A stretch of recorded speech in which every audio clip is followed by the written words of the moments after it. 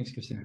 Okay, so welcome everybody to our new talk in the seminar series of Commission J1. So today we have Guang from the Kapteyn Institute in Groningen in the Netherlands. He's an expert of black hole growth in supermassive black hole growth in galaxies. He did his PhD at Penn State University in 2019. He worked with a group at LAM in Marseille, and also was a postdoctoral researcher at Texas A&M, after which he moved to Groningen, where he is now. He has been, as I said, working on the black hole galaxy coevolution, and he has also worked on coding on the spectral energy distribution code SIGAL. And today's talk is going to be on James Webb MIRI uncovering a large population of obscured AGN at high redshift. So thanks, Guang, and yeah, take it away. Yeah, thank you very much for inviting me to the seminar, and let me share my screen. So let's get started. And today I'm very happy to share with you guys about our work that uses the very fresh James Webb MIRI data to find a very good population of AGN at high redshifts. So today I'm speaking on behalf of the CEERS team, CEERS collaboration. So the CEERS stands for the Cosmic Evolution Early Release Science Survey, which is a big James Webb program. It's an early release science program. So we already got the data. We have publicly released the data. And next I will talk about how we reduce the CEERS data and do the quality assessment for the MIRI data, because I'm mainly responsible for working on the MIRI data for the CEERS team. So with the MIRI data well built, we can do the science. So I will talk about our work that use the MIRI data to find the mid-infrared AGNs that we have never seen before. So last but not least, I will talk about highlight some other galaxy studies that are also using the MIRI data in CEERS. So first, let me give you a quick introduction to the CEERS project. And here is a coverage map of the CEERS project. And in CEERS, you can see we have been using many of the instrumentation mode in James Webb telescope. We have MIRI imaging, we have near spec spectrum, we have NIRCam, also the NIRCam wide field slit spectroscopy. And all the observations are well aligned with the HST data, which is pre-existing. We design a survey such that we all overlaps with HST because we can find a good candidates of sources even before the observation to target them. So that's good. And the CEERS program have a lot of observation time, is 70 hours. And have many observation modes. Because we are doing so well, we are awarded additional 8 hours of follow-ups of the DDT proposal of James Webb. And today I want to highlight is 8 MIRI pointing, which are in the green shaded region. And because I'm mainly responsible for the MIRI, but there are also some other good signs with NIRCam and near spec data. But today I would like to highlight the MIRI parts in particular. And for the MIRI data, we have 4 red pointings, and that goes beyond the 10 micron. And for the we have an additional 4 blue pointings, which have 2 filters of 5.6 and 7.7 micron of MIRI. And this is not the full story, because one of the limitations of the survey is that we have 2 field MIRI pointing. You can see we have only 8 pointing. That's only a total of like less than 20 acme squared. So we very much want to expand the MIRI area. As we will see later, we are currently quite limited by the survey area. So we write a proposal that's called the MEGA survey, the MIRI EGS Galaxy and AGN survey. And we asked additional 67 hours observations of MIRI on CEERS, and we have won the proposal in the last cycle, which is cycle 2, and it's great. We will have additional like 28 pointing that will significantly increase our MIRI area. So stay tuned. And in the observation will be scheduled in March 2024. So we will get the data soon if everything goes well. So I'm very excited about it. So here is our team. We have a big team of over 100 collaborators from over 10 countries. Here is a nice picture of our team. And with so many hard work by our team members, we have produced a lot of nice science results. We have 8, we call it the key papers. The key papers are just trying to work out the pre-designed science goals of the SEERS project. And today I want to highlight the work I have been leading, which is highlighted in red. Of course, aside from the key papers, we also have tons of other science papers. It's also very interesting. And here I just show you a very incomplete list of them. So if you are interested in more information, you can just go to our SEERS website, which is just listed here, and all our public data release, all the project goals, all the papers have been listed in the website. Just go to the GitHub website, you will find all the information you need. So the other place you can find a lot of interesting about SEERS is the FGL, the focus issue. We have a focus issue of SEERS, although it's not complete, but it has it's already included many of the key paper, also some data papers in our SEERS projects. If you just want to see a quick summary of the papers, just go to the FGL focus issue. All right, I have talked about give a very brief introduction about SEERS, and now with the SEERS data taken, and we have successfully reduced the MIRI data and have done a quality assessment, and it has been formally published. So you may wonder why we need the dedicated data paper for MIRI, and although many people just don't have data paper, it's just do assign directly. The reason is that we really want to be careful in the early stage of James Webb, because now it is not very trivial to just hit a button and run the default James Webb pipeline and produce a nice result. It's not possible. So we have a lot of custom code and custom steps to produce a better data. And for example, here I show an example on the left. It shows the James Webb pipeline default products. And you can see there are a lot of artifacts. There are stripes, and there are some background noise. And so we have removed the stripes, which are in the center, the data become more clean. And although there are still some residual background, and you can see at the upper part of the detector, it's more brighter. There is a brighter noise, and we have a dedicated algorithm, what we call the super background, and it can subtract the background noise to a very good level, and which is on the right. You can see the field becomes more clean after our super background algorithm. So the other very important correction we have been made is the astrometry correction, because if you just run the pipeline, this will give you a very significant astrometric errors. It's typically about 0.5 arcsecond also. So it's sub-arcsecond systematic errors. So to give you an impression, it's 0.5 arcsecond is very big. It's because the 1 pixel in MIRI is around 0.1 arcsecond. So it's a few pixels uncertainties, which is pretty large.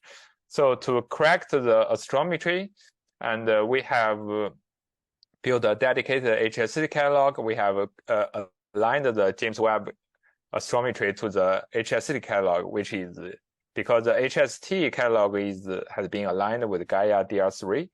In using this indirect way, we have registered our astrometry to the Gaia DR3. So you may ask, why not just do it directly to align with the Gaia catalog? It's just not possible for the MIRI, at least, because MIRI have very small point of view. It's only about 2 arc-minute square. So you will, for a very good chance, you will find 0 or just 1 Gaia stars. So it's not feasible to just use Gaia directly. So we have to do it in the indirect way. So after correction, the alignment with Gaia becomes very, very good. And you can see the systematic astrometry error is almost gone. Maybe it's 0.01 arc-second or something. It's very negligible.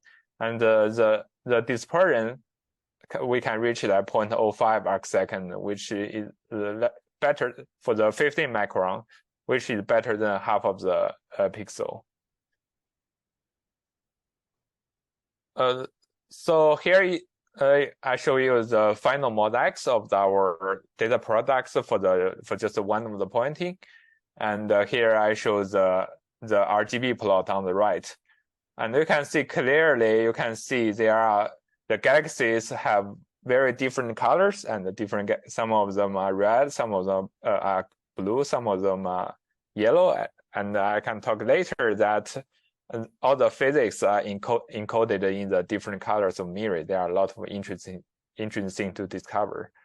Also, another amazing thing you can find the difference is that you can see here the top is the MIPS map, and in the MIPS is the best mid-infrared image we have. In the MIPS previously we have this all those point-like blobs, and there are not many of them, and they are overlap, and so compared to a MIRI, it's very significant improvement to the MIRI compared to the MIPS. So with the data produced, we can measure the background of MIRI, and you can see here I show the background as a function of wavelengths. You can see that the background is typically very high compared to the galaxy. Here I show a very massive galaxy at redshift 1.2. The surface brightness, the background has much higher surface brightness compared to galaxy. So we are indeed finding very small signals and a very high background. So that's why we need to be careful in dealing with mid-infrared data processing, because the signal is very small. We should be careful.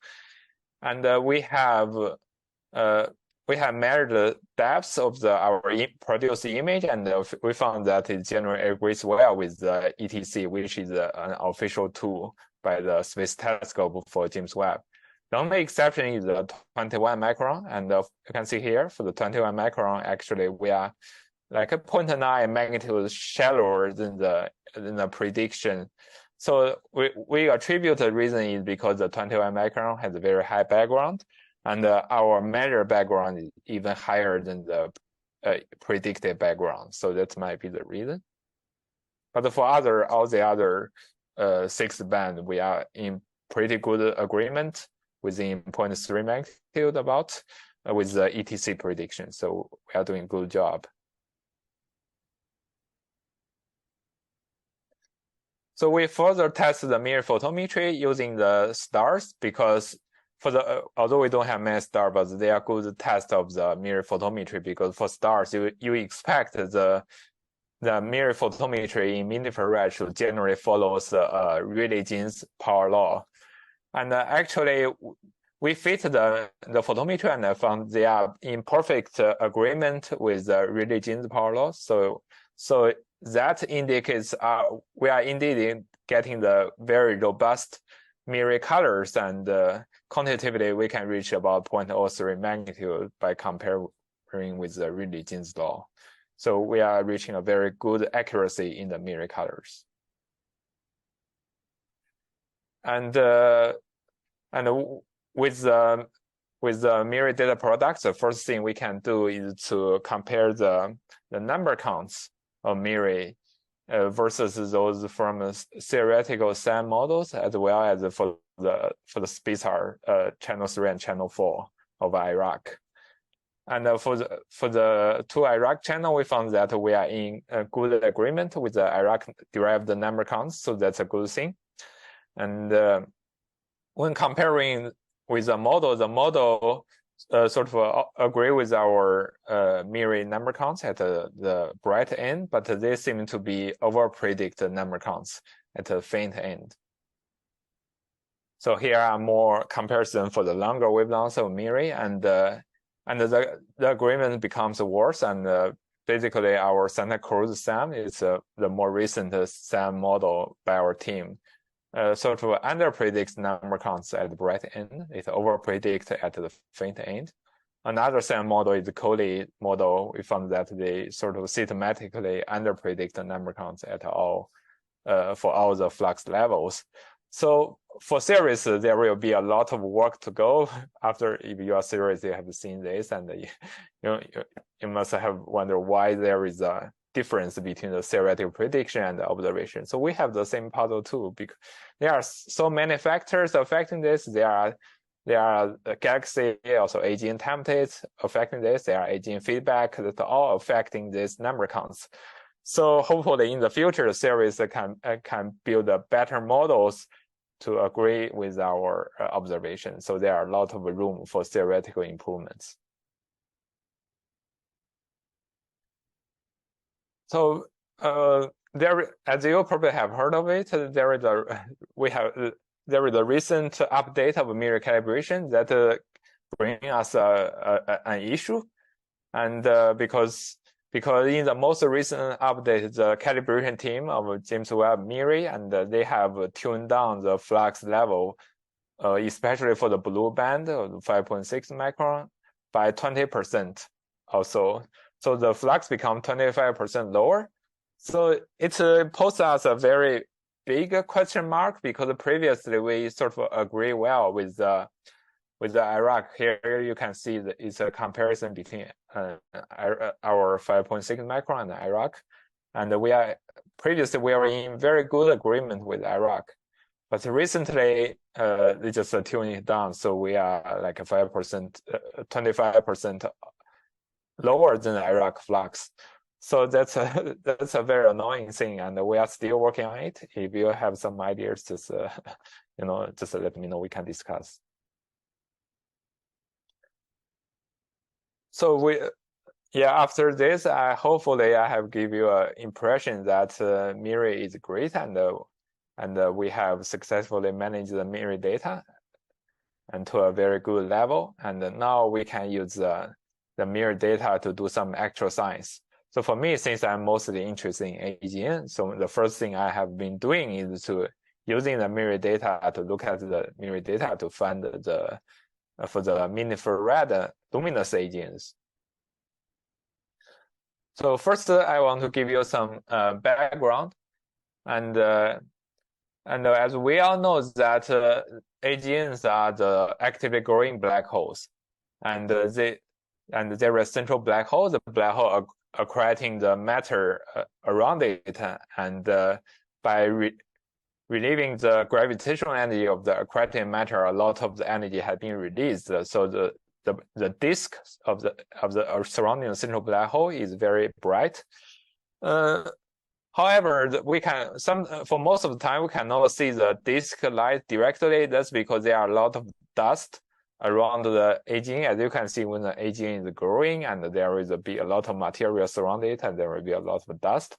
So they are likely to be in the unified model, there are toroidal dusty torus structures, and those dust can absorb the UV optical light from the disk very effectively. So they get heated and they re-emit the heat in mid-infrared. So that's great.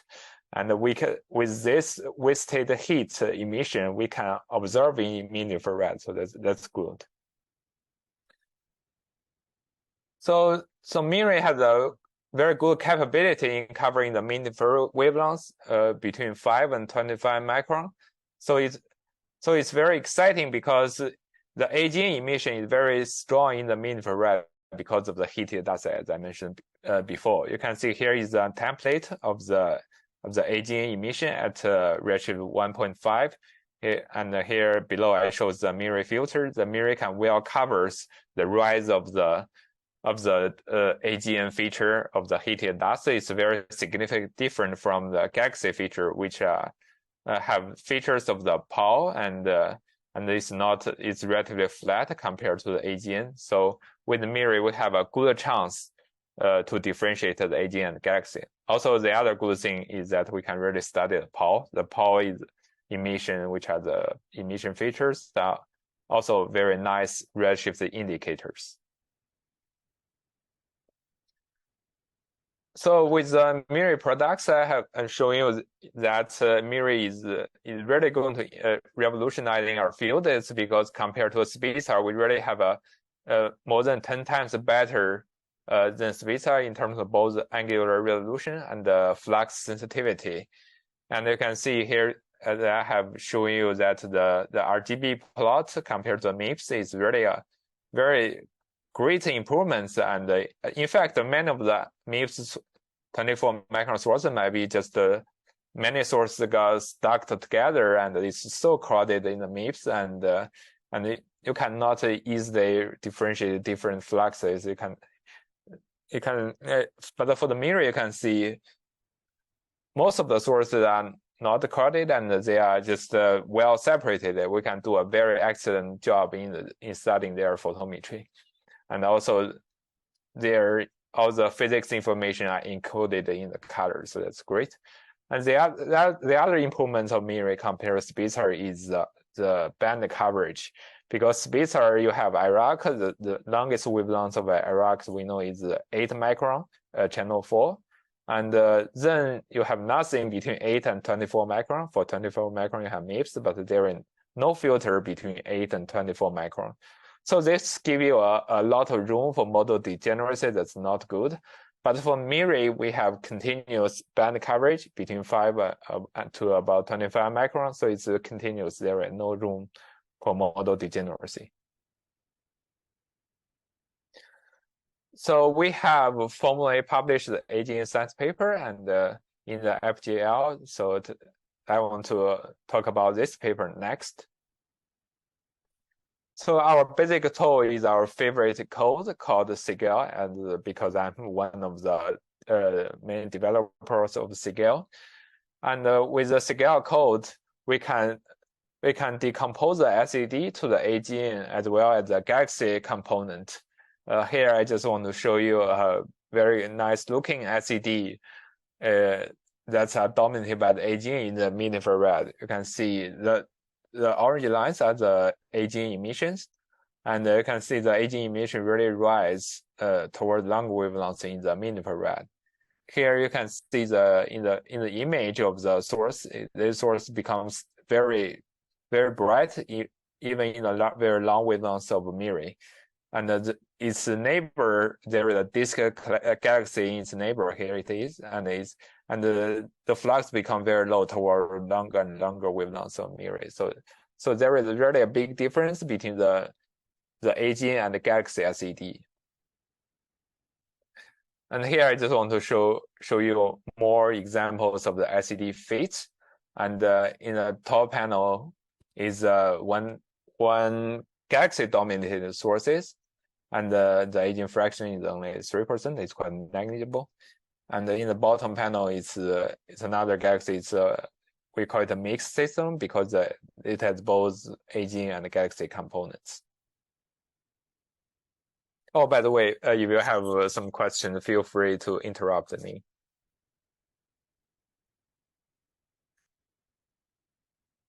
So one of the problem we have to face is that because we are going very deep, and for most of the sources we do not have a reliable spectroscopic redshift, so we can only rely on photo Z. So we have to fit a photo Z simultaneously when do the SED decomposition. So we have assessed our photo Z quality here in comparison between a photo Z versus spectral Z in our SED-fit, and remarkably, we got 0 outliers in our SED-fit. It's very amazing, and we have also very good accuracy. The sigma is only 3%.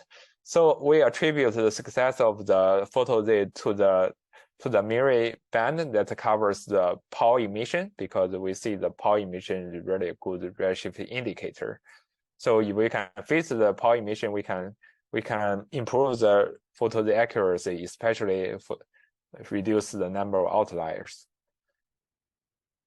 So with the SED-fit, we can also classify the sources. We classify sources based on the AGN fraction, which we denoted F-AGN, which is the fractional AGN luminosity in the mid-infrared. And I can tell you that this is a bit confusing in literature, because everyone uses sort of a different criteria when they do the classification. It causes a lot of confusion, I must say. So you should be careful when you read this. You should look into how they classify their AGN. So in our classification, we do a conventional criterion we have been using, that we denote star formation as those with AGN fraction below 10%. The AGN type are the AGN dominating ones have more than 50% AGN fraction, and the mixed type is between 10% and 50%. So here I show the histogram of the different types. Without doing any quantitative analysis, you may already find some interesting features. Is that although most of the sources are star formation, as you could expect, only a few of them are AGNs, but the AGNs seem to be more popular at the higher redshift range. Here, the subpanel shows the zoom in the high redshift above 3. You can see the AGN become much more at a high redshift. As we will see later, quantitatively, we can also demonstrate this. This is very surprising to our previous understanding. So with the photometry, the first thing we can do is trying to do the median SED for different galaxy types, different source types. And we have derived the median SED for each type of sources. And we have compared the AGN median SED to the hot dogs. Hot dogs are the high redshift, very luminous AGN discovered by WISE at redshift 2 or 3. And we also compare with Seyfert 2, which are local AGNs. We found that our AGN median SED agrees remarkably well with the two types of sources. And basically, this indicates our AGN are just the same thing compared to those obscure AGN at a low and high redshift. So the physics are likely to be similar. And for the star-forming galaxies, they also have similar shape compared to the NGC objects. Their broad shape are similar, but one interesting thing you can see is that the Paul features of the NGC objects seem to be stronger compared to our sources. And later, our colleague Alison Kirkpatrick, she has done a nice work that's studying this thing, and I will show you later. It's indeed that the MIRI discovered galaxy have lower Paul feature compared to the previous mid-infrared galaxies. So by comparing the AGN versus the star forming galaxy median SED, we can find that they really look different. But the AGN is simply a rise, sort of power law-like rise toward longer wavelengths in mid-infrared. But for the star forming galaxy, they are relatively flat, and they only rise longer than 5 micron. So that tells you that we have the star forming and AGNs. They are very distinctive in the mid-infrared, and with the MIRI data, in the mid-infrared, MIRI has a good coverage in mid-infrared. We can really easily differentiate them because their SED shape are so different. And of course, the mixed type is between AGN and the galaxies, as expected, become mixed by definition. They are just the mix between star formation and AGN. So now I want to study a little bit about the evolution of the AGN, because that's the first thing we should look at. And so with the SED fitting in Seagal, we can derive the black hole accretion rate. of the AGN. Basically, we first derive the AGN disk luminosity, or you can also say the bolometric luminosity because it's all the energy source coming from the disk. And assuming some radiation efficiency, we can convert the disk luminosity to the black hole accretion rate. Here I show the histogram of them. So after adding all the luminosity, all the black hole accretion rate of individual sources and divided by comoving volume, we can get the what we call the black hole accretion density and compare with the previous X-ray results. So compare with the previous results at a lower redshift below 3, you can see we are sort of in agreement with the previous X-ray results.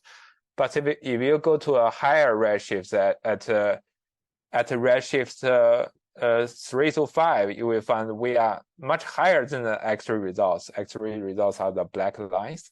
We are really significantly higher than the X-ray results by a factor of 3 to a factor of 10.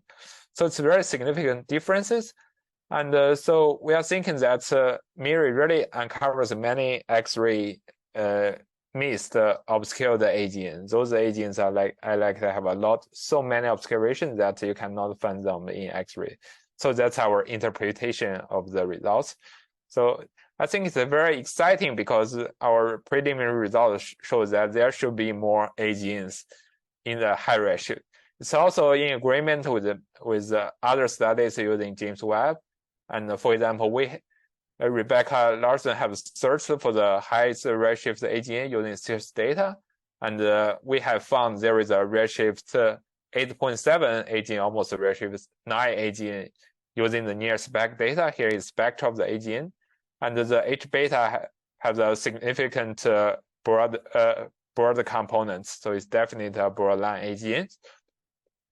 So we have broken the record of the AGN. And recently I have seen there are also some other papers that have found high redshift AGN using James Webb. So it's really an exciting period for the AGN studies since we have James Webb now.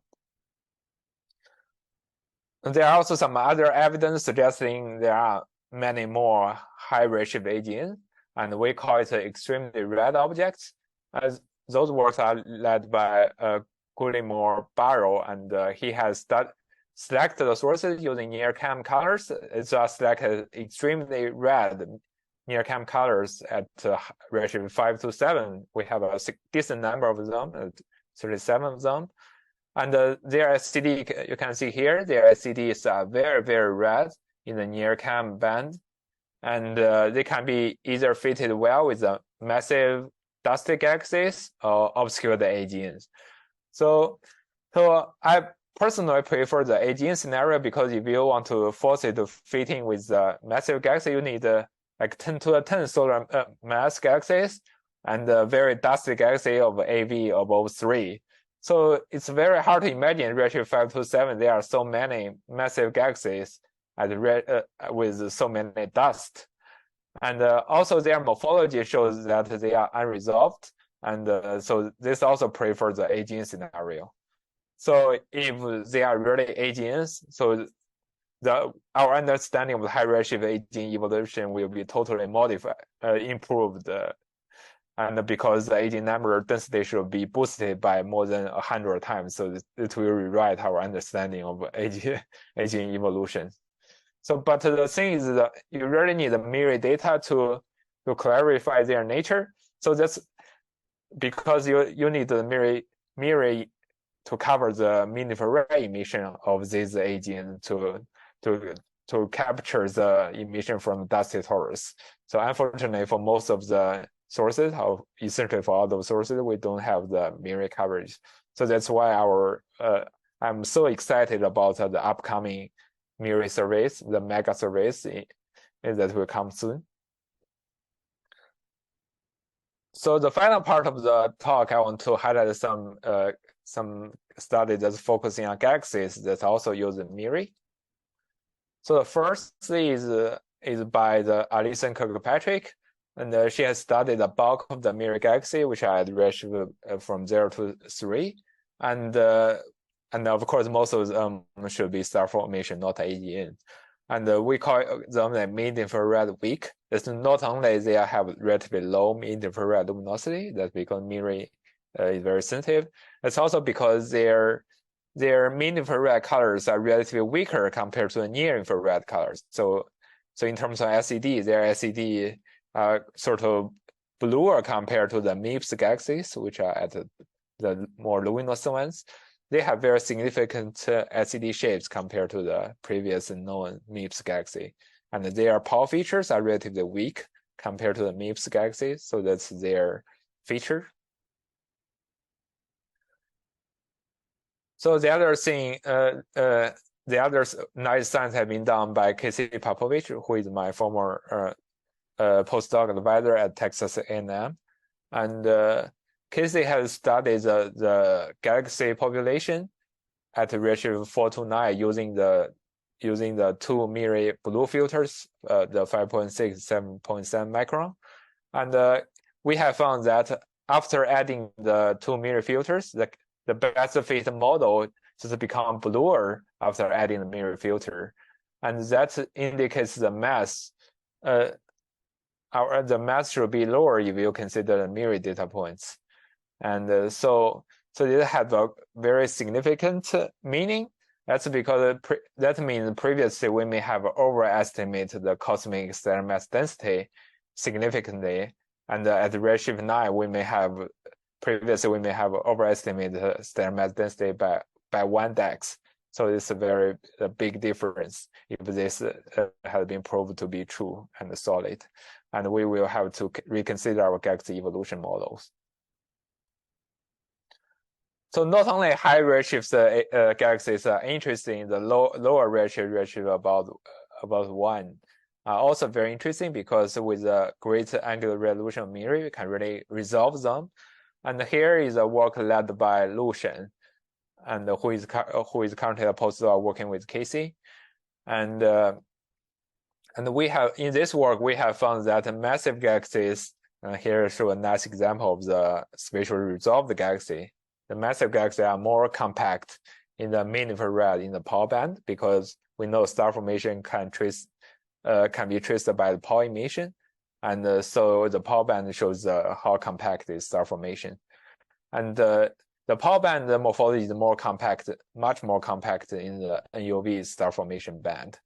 So that means that the massive galaxies have very significant amount of obscure star formation in their central region. So in the center, there are a lot of dust that obscures star formation activity. So finally, I want to highlight the work done by Kayla Roney, and who is currently a PhD student working with Casey, who has been doing very well. And in this work, we have been trying to create a new star formation rate estimator using MIRI. So the motivation is that we all know from local universe that the star formation is associated with strong Pau emission. And with MIRI, we can well cover the strongest Pau emission at 7.7 micron, and it's the strongest Pau emission. And we can cover it up to redshift 2. And so with MIRI, you can easily get the 7.7 micron Pau luminosity. So our question is that is that possible to establish a solid relation between star formation rate and the 7.7 luminosity? So after some analysis, we found the answer is yes. Indeed, we can calibrate the relation here. I just post the relation here, and we have fitted the relation and have released the best fit relation here, and the dispersion of this relation is very small, so it's only 0.24 dex.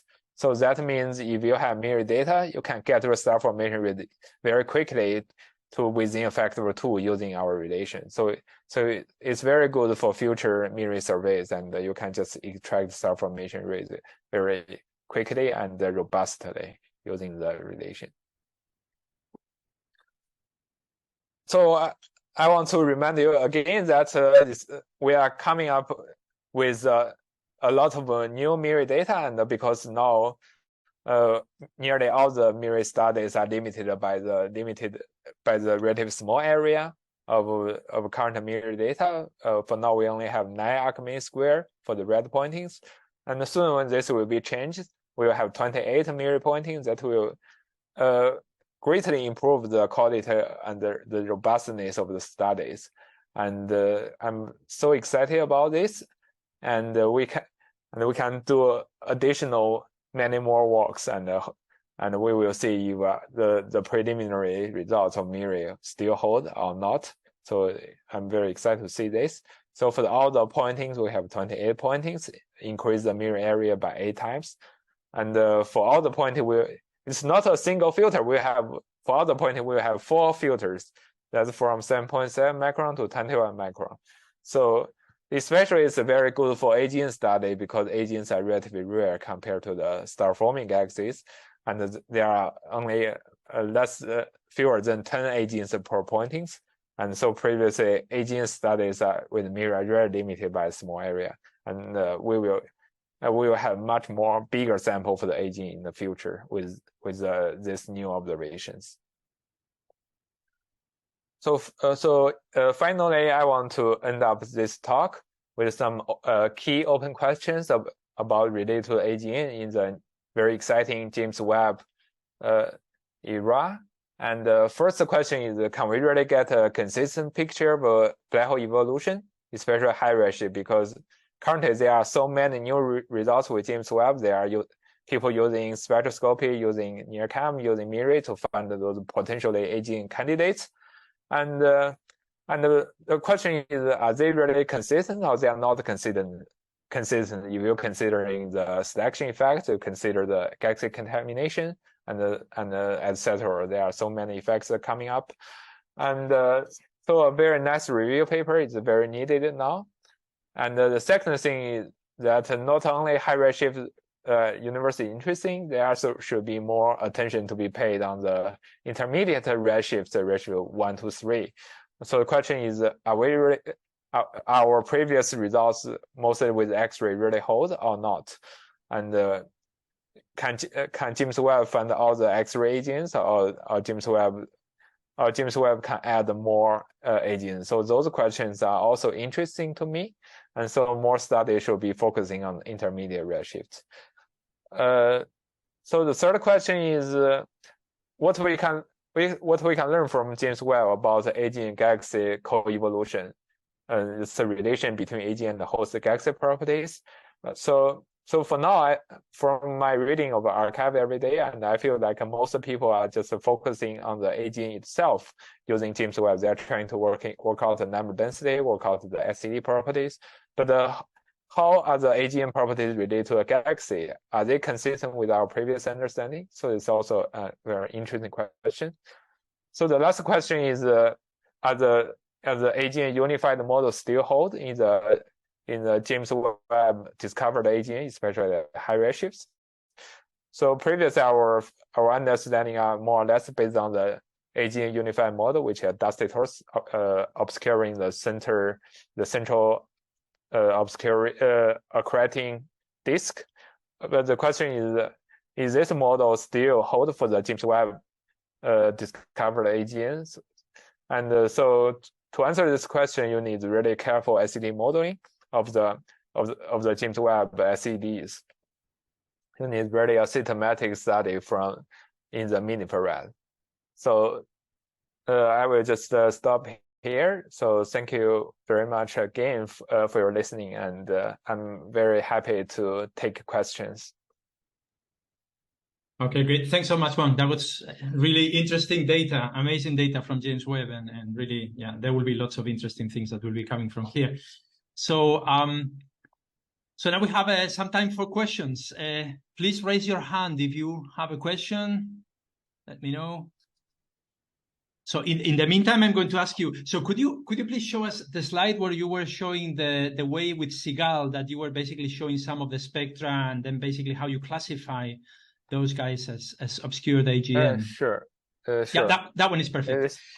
Yeah. So, I mean, given that this is in the light of this J1 commission, which is basically focusing on spectral energy distributions, could you tell us as to how we could possibly improve on this? I mean, I'm just thinking out loud.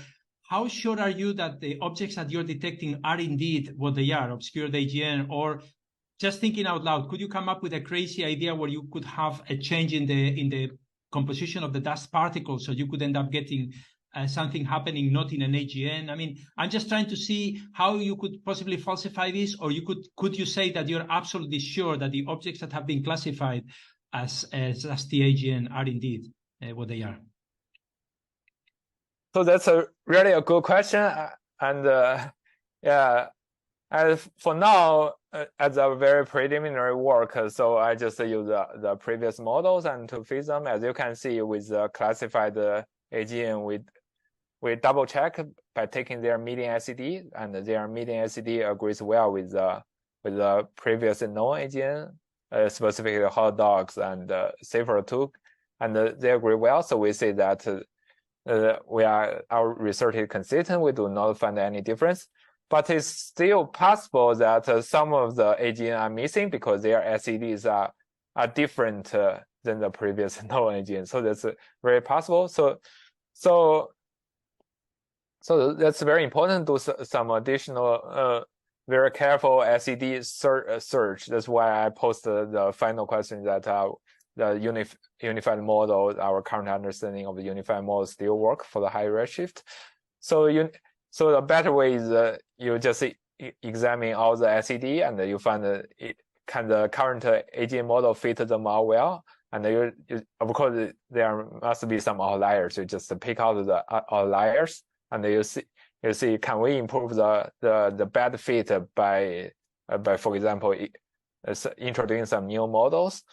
And so that's a way I can imagine to proceed.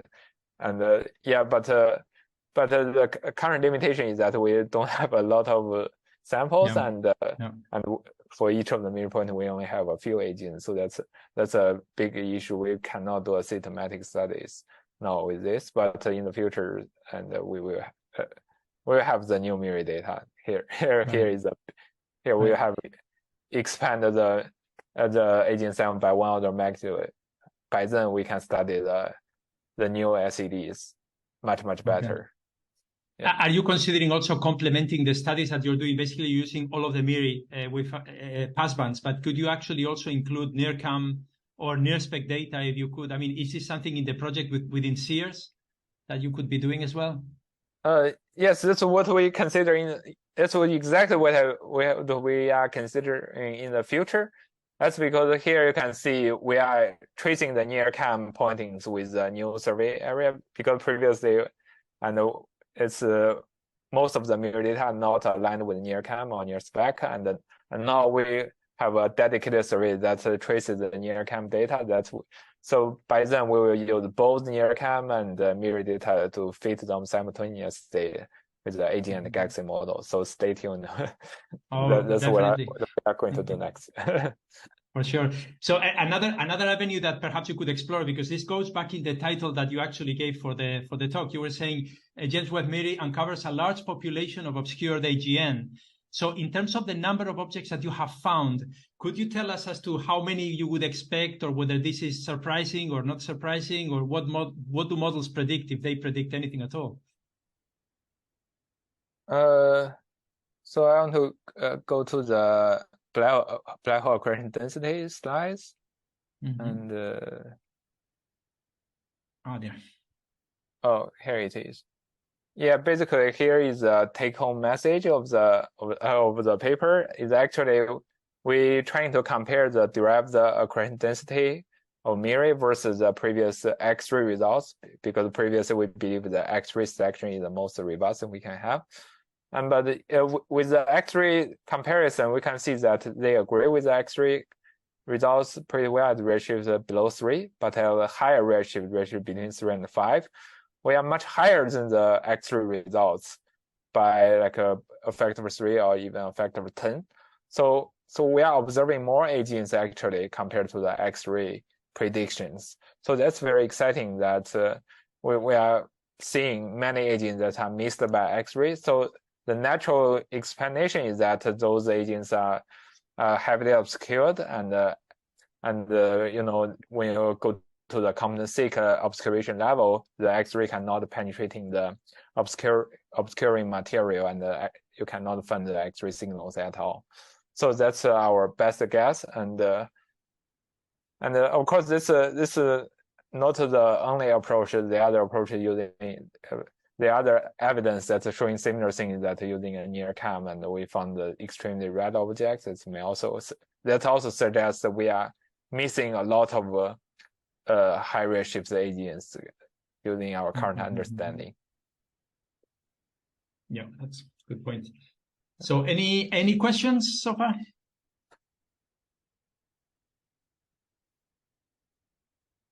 I mean, in a way, what you're mentioning here, it's also very interesting, the point you made, that basically the other option instead of an obscured AGN is that you should have a relatively massive galaxy in terms of stellar mass at high redshift. So this in a way connects as well with the fact that we are seeing AGN at tremendously high redshift. So that also poses the question of how could you possibly build such a supermassive black hole so early. So I don't know, trying to put these things. Yeah, it's very exciting because there are so many unknowns now, and and there are so many questions to answer. So we have Steve Werner, Yeah, hi. This is fantastic stuff. This is just spectacular. I actually have a trivial question on the calibration. It seems to me if the calibration changes by 25%, that's going to mess up your Rayleigh-Jeans energy distribution for your standard stars. And so I'm wondering if that's even on the table. I don't know, what are they calibrating against? I think they are calibrating against some standard stars, and they say they are using more accurate aperture correction method. Although I have been communicating with the Space Telescope help desk of James Webb, and they say that's because of different aperture correction method, because they have found the 5.6 micron, they have the cruciform, which is quite unexpected previously. The cruciform had a lot of light that's a very large radius. So that may account for the 25%. So yeah, but when asked whether they can give us their empirical SED, that's how they derive the corrections, and they say that they are still working on it, and they will release maybe soon, within a month or so. So I'm still waiting for their PSF where they have derived the new calibration. Right. Okay. Yeah, you do have to be very careful that you're measuring things exactly the same way in both cases. I mean, you can do a 1 arcsecond circle, or and where you put the sky aperture. So you have to define that very carefully and make sure everybody's doing it the same way. And then, of course, once you've got a standard thing, you can then do different things appropriate to the individual object. But it is a bit of a mess, and I see. Actually, the MIRI team had a different approach to calibrate the standard stars, and the MIRI team assumes all the light in the entire detector plane, and they assume all the light are spread over the detector plane. But the Iraq team, the Seyfert team, they just assume all the light is within a certain circular aperture, so they don't consider the extended wing of the PSF. So it's two different approaches, and we should be careful about it. Right. Yeah. For point sources are different. When you go to do extended sources, that's a whole different thing. So yes, you do have. You have to be sure what you're counting and what you're not counting. Anyway, thanks. I'm sure it'll get sorted out, but I don't get the job. Yeah. Thank you. Any other questions? So when I have, this is the work that you presented of Casey Popovich, but I guess maybe you can answer this, which was quite amazing, that when the comparisons are made regarding the stellar mass using the stellar population content, the stellar mass actually changes by about 1 dex. I think, this was towards the end of your, yes. Yeah, exactly, that one, yeah. So, so could you let us know what is exactly what changes between basically the overestimates in terms of, is it a matter of changing the age, the metallicity, basically what is off by such a large amount? I mean, these are very, very young populations, so I can imagine age will be the most important thing, but what's going on here? Yeah, it will alternate the star formation history. Basically, it's after you're adding the MIRI, and because you can see the difference between without MIRI data and after adding MIRI data, the SED really changed a lot. Previously, if you don't have MIRI data, you just do extrapolation to the longer wavelengths. But with the MIRI, you have better constraint and change the story of your star formation history, basically. And Casey had built a new model of the cosmic stellar mass density evolution and extrapolate to redshift to 9, and we found it's about 1 dex difference compared to previously. Yeah, of course, all these are written in the Casey's paper, and there are a lot of discussions on the star formation history. I mean, yeah, because this is, as you know, a very controversial thing in terms of how massive are the massive galaxies that people are finding with James Webb. And I mean, basically differences, systematics of order 1 dex is quite substantial. It makes an enormous difference whether you have a 10 to the 11, 10 to the 10, or solar mass galaxy. So yeah, but now we have some doubt on these results because recently they have modified the calibration of the maybe it's not 1 dex, has a 0.5 dex or something. Okay. Conductivity it's still a bit uncertain given the uncertainties in the calibration. Yeah. I think it was mainly because we were getting so excited getting all this fantastic data from James Webb that we always wanted to get like the big answer so quickly, and it's slowly getting there. But okay, any other questions on Guang's talk? Okay, if not, I guess we will stop there. We will be this is recorded, so we will be posting this in the YouTube channel. Thanks so much, Guang. That was a really nice talk, and of course, we will be looking forward to all the updates on this really interesting work. So thank you very much. Thank you very much. Thank you, everyone. Bye-bye. Thank you. All right. See you all for the next one. All right. Take care. Bye-bye.